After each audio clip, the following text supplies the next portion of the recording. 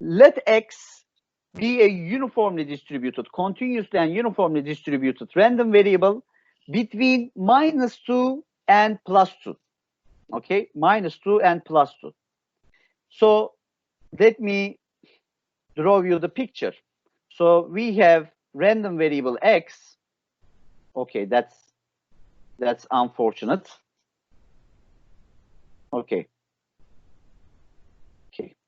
So we have the lower bound -2 and the upper bound -2 here, and the probability density function of random variable X is equal to what? It is a constant value between -2 and +2, which is equal to 1/4 at this point, 1/4. Okay, that is the PDF of X. X is a uniform random variable, continuous and uniform random variable between -2 and 2. Okay, so -2 and 2. And the PDF is like this. The PDF is a constant function between -2 and 2, and it is equal to 1/4. We define the random variable y as the absolute value x, as a function of x. So y is defined as an absolute value of x, which is a function of x. It says compute the probability density function of y. Again, the same type of question. So we have an input random variable x, which is actually very simple random variable, continuously and uniformly distributed between -2 and +2. And we define the absolute value of x as a function of a random variable. Therefore, the output y is supposed to be a random variable as well. And therefore, the question asks, what is the distribution of that random variable? Or in other words, what is the probability density function of that random variable? So we are going to calculate this probability density function. But let me explain this to you. I mean, without using a solution methodology.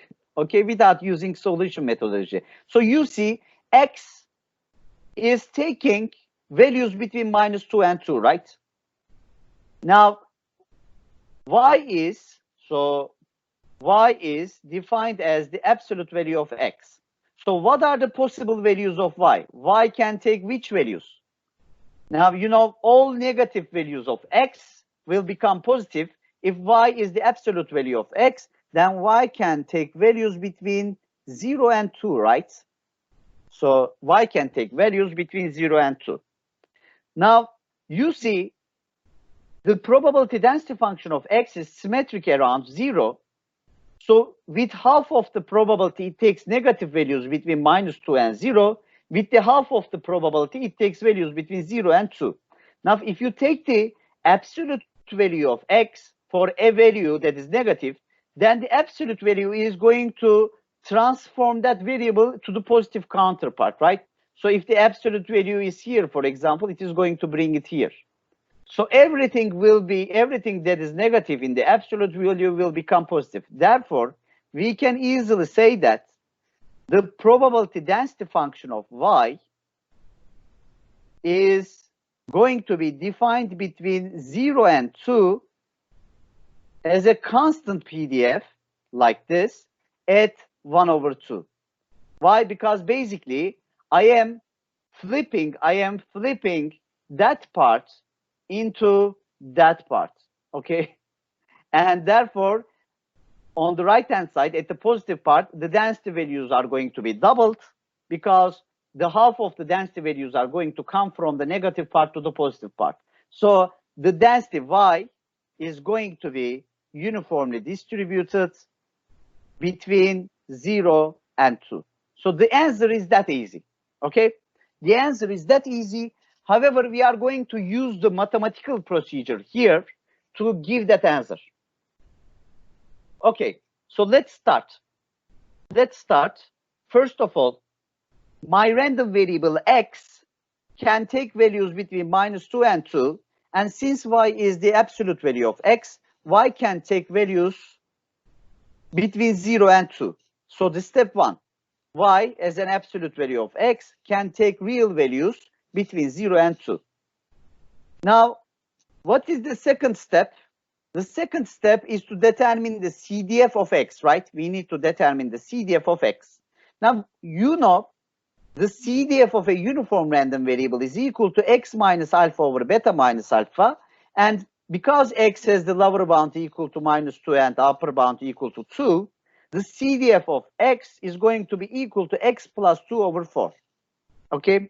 It is going to be equal to x plus 2 over 4 for which values? For values between -2 and 2. Okay? Now, the next thing is to determine the CDF of y. The CDF of y. Now, I need to, before this step, I want you to be careful here. The absolute value function, x. Remember now, the absolute value function is a function like this. So it's a linear function. It's a linear function in both sides. And it's a function like this, right? The absolute value function. So it is going to be like this. Now, is this function monotone? Is it strictly increasing or strictly decreasing? No, it is not monotone. First it decreases, then it increases, right? First of all, it is not monotone. Is this function differentiable? Unfortunately, it's not differentiable as well.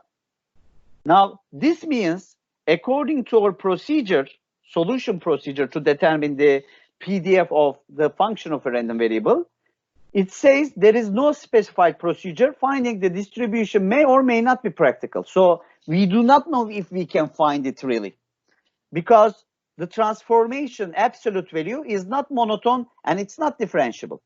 Therefore, we will see, we will try, and we will see if we can find it or not. Now, let's try to find the CDF of y. What is the CDF of y? That is the probability of y to be less than or equal to y, right? For an arbitrary value of y.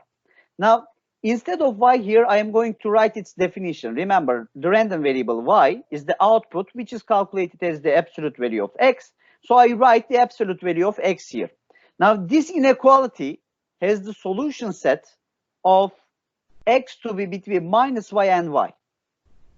So the fact that the absolute value of x to be less than or equal to y means that x is between -y and y.